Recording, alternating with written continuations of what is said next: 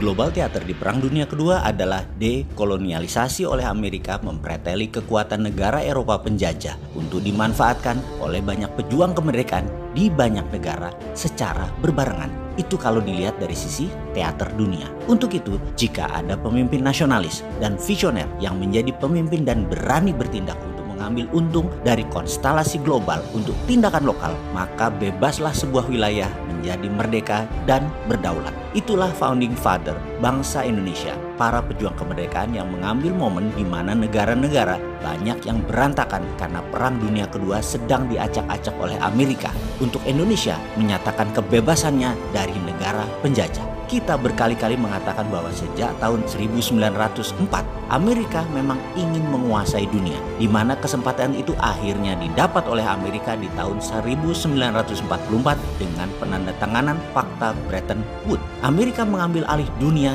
yang salah satu caranya adalah memiskinkan Eropa dengan mengatasnamakan human right. Negara-negara jajahan mereka dimerdekakan, dan itu namanya dekolonialisasi. Ada lebih 50 negara baru hadir di sekitar tahun 1945 sampai 1965, terutama negara bekas jajahan negara Eropa. Skenario ini sekali lagi namanya dekolonialisasi, membuat Eropa menjadi negara produsen namun tidak menjajah lagi, tidak terlalu powerful lagi, kecuali Inggris yang sekutunya Amerika yang diizinkan menciptakan Commonwealth atas negara jajahannya. Dengan demokrasi ditegakkan, maka Amerika dengan gampang mengendalikan negara-negara baru tadi sebagai extended quasi teritori dari Amerika. Mulai dari negara sekutu atau aliansi Amerika, negara teman atau friend Amerika, dan sekali lagi Amerika membeda-bedakan perlakuan di setiap negara jajahan yang baru merdeka tadi menjadi tergantung grand plan Amerika.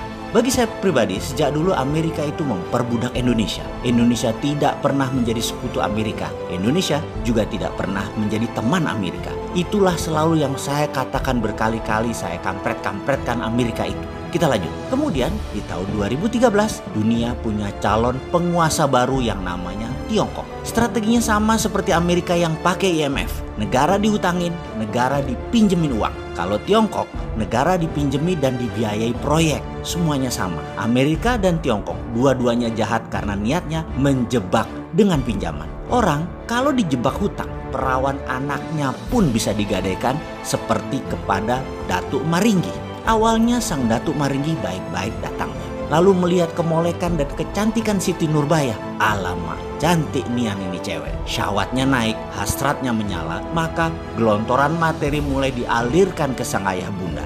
Terpesona harta, mereka lupa bahwa mereka tidak punya kepandaian mengelola uang, tidak pandai berdagang, tidak pandai bertani. Uang dipakai untuk kebutuhan konsumsi, sampai tibalah kewajiban datang menanti. Ayah bunda tak kuasa membayar. Mata Datuk Maringgi menatap tajam Siti Nurbaya. Hutang mau lunas, gadis manis dipinta Maringgi. Kedua orang tua Siti Nurbaya menunduk pasrah. Mereka orang tua tak tahu malu, tak punya hati. Anak sendiri digadai karena materi. Maringgi pasang jebakan hutang. Ilmu Maringgi ditiru IMF. Ilmu Maringgi dikopi obor Tiongkok. Siapa anak gadis yang tergadai itu kalau kita bayangkan Siti Nurbaya itu negara kita? Adakah pahlawan Samsul Bahri, pujaan hati Siti Nurbaya kali ini bisa menyelamatkan kekasihnya? Atau keberhasilan Datuk Maringgi bukan saja mengambil buah hatinya tapi juga berhasil meracun dan membunuh gadis cantik terulang lagi? Cerita ini mungkin dongeng rakyat sebelum tidur, namun hikmahnya dalam. Datuk Maringgi di ujung cerita dibunuh oleh Belanda dalam sebuah keributan di daerahnya.